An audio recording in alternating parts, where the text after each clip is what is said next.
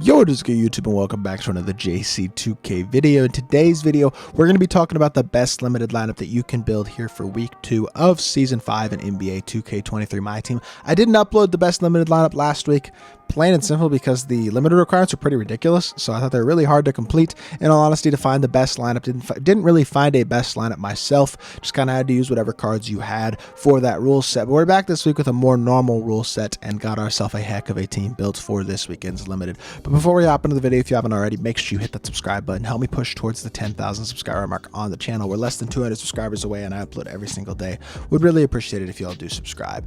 Without further ado, let's hop right into it. First of all, let's take a look at the limited rule set for this week. Season 5, week 2, you can use 1 Galaxy Opal, 1 Amethyst, and everybody else on your team must be a Ruby or lower, with no free agent cards allowed to be used. So, building this team to start off for this week, I actually think we've built ourselves a heck of a team. At the starting point guard position, we are going to go with an Amethyst shooting guard, actually. This should not surprise anybody in my choice. Kevin Porter Jr., I think he is an absolute beast. I really like this card a lot. I think you could also run an Amethyst Penny Hardaway or an Amethyst Cade Cunningham, but KPJ, I like his shot creation, and I really like his jump shot as well. Penny's probably the better card. Cade even, I don't know, I probably would take KPJ over Cade, but I personally love KPJ's release, and I think for limited he's perfect because you're not going to be playing quite as skilled opponents generally in limited. No offense to some of the people who play limited, but I think you're going to be more likely to be able to get off more threes with him. He's got one of the best releases in the game. He's a really good slasher, semi-capable defender as well, has good size at point guard at 6'6". Definitely a card that I like a lot. I love his release. That's one of the things I have to say. It's one of my favorites, maybe even my favorite release in the game. 27 golds, 2 Hoffs are amped and Deadeye. A bunch of other gold badges include badges like Limitless Takeoff, Posterizer, Blinders, Catch and Shoot, Guard Up, Slippery Off-Ball, Clamp Breaker, Handles for Days, Quick First Step, Pick Dodger, Silver Bully, Clamps, Off-Ball Pest, gives him a little bit of defense as well. I think he's a great card, the 1. Really like the card a lot. Now, at the 2, I think he's listed as a 3. He might be listed as a 2, but it's Isaac Okoro. I have to find this card, but I'm pretty sure I do have him. Here we go. Isaac Okoro. This Isaac Okoro card is really, really good for a Ruby. He's a card I've talked about a little bit before. Tiny bit undersized at 6'5", but what he does really, really well, number 1, he's a very capable shooter with great slashing ability. 87 3-ball, 95 driving dunk. Not much of a ball handler or shot creator, but he's a very good all-around defender. 80 block and interior, 88 steal and perimeter defense, 87 speed and excel, and 89 lateral quickness. So his all-around stats, in terms of those key stats for Ruby, are amazing. 35 gold badges is a lot as well. He's got gold fast twitch, gold limitless takeoff, posterizer, amped, blinders, catch and shoot, Deadeye, guard up, limitless range, that's huge, slippery off ball, bailout, clamp breaker, handles for days, quick first step, challenger, chase down artist, clamps, glove, pick dodger, pogo stick, workhorse. So he's got pretty much all the key badges besides badges like anchor on a card, having limitless range as well, being able to shoot the ball at a high level, being a great slasher, having those slashing badges, and obviously being a really good versatile defender as well. I think he's a great card at the 2, and I think he's an easy choice for that spot. Now, at the 3, we're going to be going with a Ruby power forward, and it's going to be this man right here, Marcus Morris Sr. But the reason we're going with Marcus Morris Sr. at the 3 is because of his brother,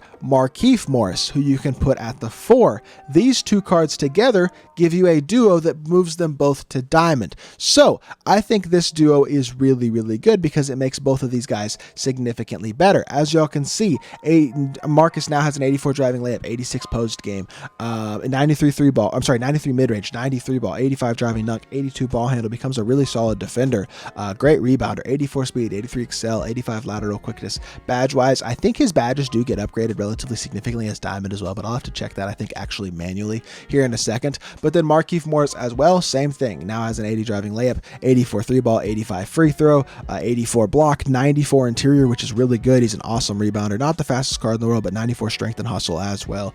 Overall, just another really good card. You basically get 2 diamond cards instead of rubies by putting these 2 ruby cards in together because they have a duo with each other, which makes them both very, very valuable and honestly significantly better to put in your lineup. Then at the center position, we're going with Yao Ming. I'll just say I understand that a lot of people are not going to have Yao Ming. In my opinion, this is the best lineup, at least that I found, that you can build. That does not mean you have to run your lineup like this. If you want to use a Galaxy Opal point guard and have a Amethyst center. You could run Amethyst Taco Fall, who's going to have at least the size to compete against Yao on the interior. You could run a shorter Amethyst point guard or Amethyst center who could shoot more, somebody like Jared Allen or Mo Bamba. You could run a Galaxy Opal shooting guard, a guy like Vince Carter, with a Ruby point guard and a Amethyst center, or run a Ruby center, like I think there's a Ruby Arvidas Sabonis. You could figure out other ways to do this. You could even just run another Galaxy Opal center, somebody like Volker Kessler or somebody like that. But for me, in my opinion, this is the best lineup that I think you can build, because Yao is still probably the best guard in my team. At 7'6", he is absolutely dominant, can shoot the three at a really high level, incredible dunker, amazing interior defender and rebounder, stupid fast for a 7'6" player as well. I mean, 84 speed and excel, speed and excel is ridiculous. 80 lateral quickness as well. My Yao has 24 hops, which makes him even better, but even as a base card, I mean, he is stupidly dominant. Good luck stopping him in limited. And then coming off the bench, I mean, at that point, you can pretty much just throw in whatever rubies and sapphire cards you want to throw in. One card I will throw in, because I do think he is actually pretty good, is Josh Hart, if I can find him. I know he's an 85 overall. I have a lot of sapphire cards, but Josh Hart's actually pretty good. I think he could be a pretty good sub for Okoro, can shoot the three, solid all-around defender, pretty good card as well.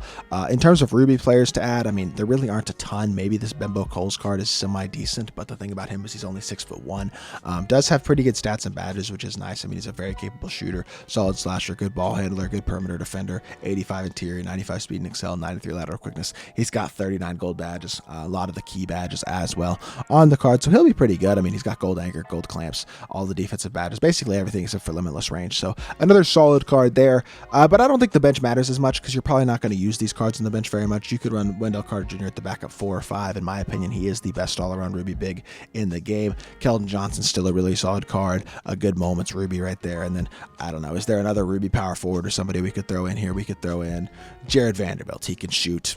He can kind of shoot, but he's a great defender, so that's another guy you could throw in there. So something like this for a 10-man would be the way to go. For me, I think mainly you're just going to want to focus on running your 5-man lineup, especially if you have a dominant center like Yao. Like, there's no reason to take him out of the game for a Ruby. And one other thing I do want to show y'all real quickly is the badge upgrades that you get with Markieff and Marcus Morris, because I think that's something that is worth pointing out as well for those of y'all who have not seen them, just to see the dynamic duo. Obviously, we got all these stat boosts that we saw on the actual cards, but then you get a bunch of badge boosts that you don't see on the card initially. So for Markieff, he gets Hoff Masher, Hoff Post Spin, Gold Rise Up, Gold Anchor, bunch of other interior badges like Brick Wall, Rebound Chaser, Box Out Beast, and Post Lockdown, and a few other gold badges. Marcus gets Gold Acrobat, Fast Twitch, Rise Up, Hoff Catch and Shoot and Claymore, Gold's Corner Specialist, Silver Limitless Range, Hoff Clamps, Challenger, Interceptor, and Workhorse. They both become significantly better is what I'm trying to say, and I think they're really, really good to have in this type of team, simply because of the value you get from basically getting 2 diamonds when you're in a rule set that only allows you to use rubies. So I think this lineup for me is the best limited lineup that you can build this week. I know it's pretty specific, especially with this duo, and this duo is going to be relatively expensive simply because of the fact that, I mean, it's just the way it is right now. They're expensive cards. People know that you're going to want this duo because it makes this limited rule set a lot easier, but it will make limited a lot easier. If you're trying to build the best lineup, this is the lineup I'd be looking to target this week. So hopefully y'all did enjoy this video. If you did, make sure you hit that like button, leave a comment, and subscribe. I'll be back with more 2K content very, very soon, and I appreciate y'all. Peace.